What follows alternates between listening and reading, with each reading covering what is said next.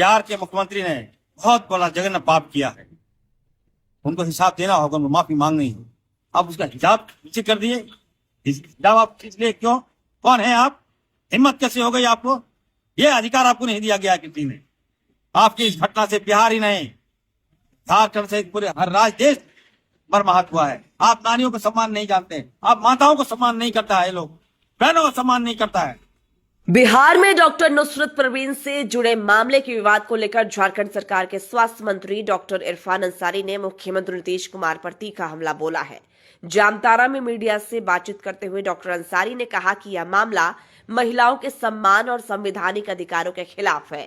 उन्होंने साफ कहा कि डॉक्टर नुसरत परवीन का चयन पूरी तरह मेरिट के आधार पर हुआ था और उनके साथ किया गया व्यवहार अस्वीकार्य है। स्वास्थ्य मंत्री ने घोषणा की कि यदि डॉक्टर नुसरत परवीन झारखंड आती है तो उन्हें 3 लाख रुपए मासिक वेतन, सरकारी आवास और मनचाही पोस्टिंग दी जाएगी।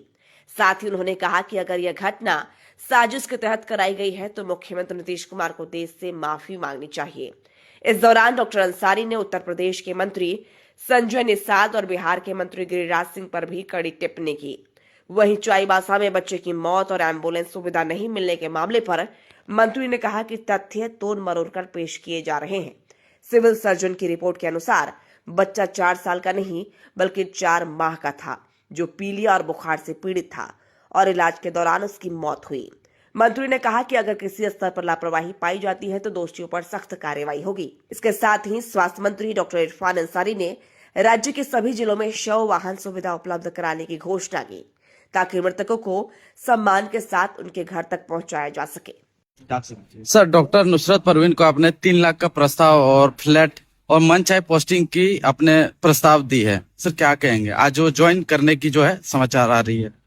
देखिए, बिहार से सटा झारखंड है और बिहार में जो घटना घटी है वो मर्माहत करने वाली घटना है। बिहार के मुख्यमंत्री ने बहुत बड़ा जघन्य पाप किया है, उनको हिसाब देना होगा, उनको माफी मांगनी है। आज ही डॉक्टर नुसरत परवीन आपसे भीख मांगने नहीं गई थी, वो अपनी मेरिट की बच्ची है, पढ़ी लिखी बच्ची है, तेज तर्रार बच्ची है, नियुक्ति पत्र वो सिलेक्ट हुई, आप उसको नियुक्ति पत्र दे रहे हैं और सरेआम बताइए आप उसका हिजाब नीचे कर दिए, हिजाब आप खींच लिए, क्यों? कौन है आप? हिम्मत कैसे हो गई आपको? ये अधिकार आपको नहीं दिया गया किसी ने। आपकी इस घटना से बिहार ही नहीं, झारखंड से पूरे हर राज्य देश मर्माहत हुआ है। आप नारियों को सम्मान नहीं जानते, आप माताओं को सम्मान नहीं करता है, लोग बहनों को सम्मान नहीं करता है।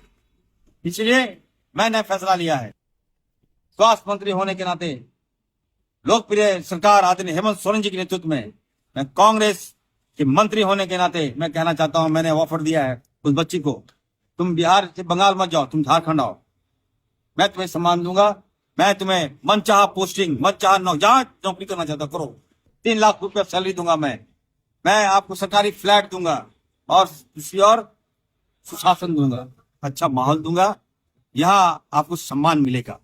नारियों का सम्मान झारखंड में होता है, माँ बहनों का सम्मान झारखंड में होता है।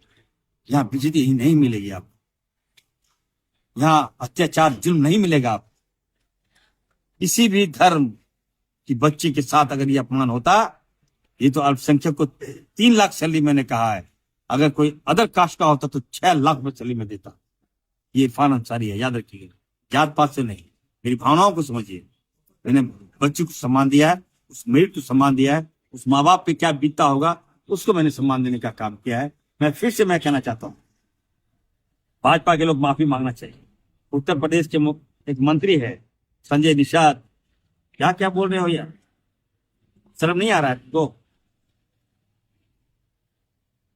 कम से कम दिमाग ठीक रखो। और आप गिरिराज सिंह, ये तो लगता है कि असब बोलने के लिए पैदा हुआ है। ऐसे लोगों को भाजपा रखती है। नरेंद्र मोदी जी का तो नाम चौपटे कर दिया है। और मैं कहूंगा नीतीश कुमार जी को, नीतीश कुमार जी, आपका दिमाग मानसिक संतुलन बिगड़ गया है। मैं इरफान अंसारी, मैं बिहार आना चाहता हूं आपका इलाज करने के लिए, निःशुल्क इलाज करूंगा, 1 पैसा नहीं लूंगा मैं। अगर आपका दिमागी संतुलन के साथ घटना को अंजाम दिया है, इलाज करूंगा। अगर आपने जानबूझ के किया है तो आपको सरेआम से माफी मांगनी चाहिए। धन्यवाद।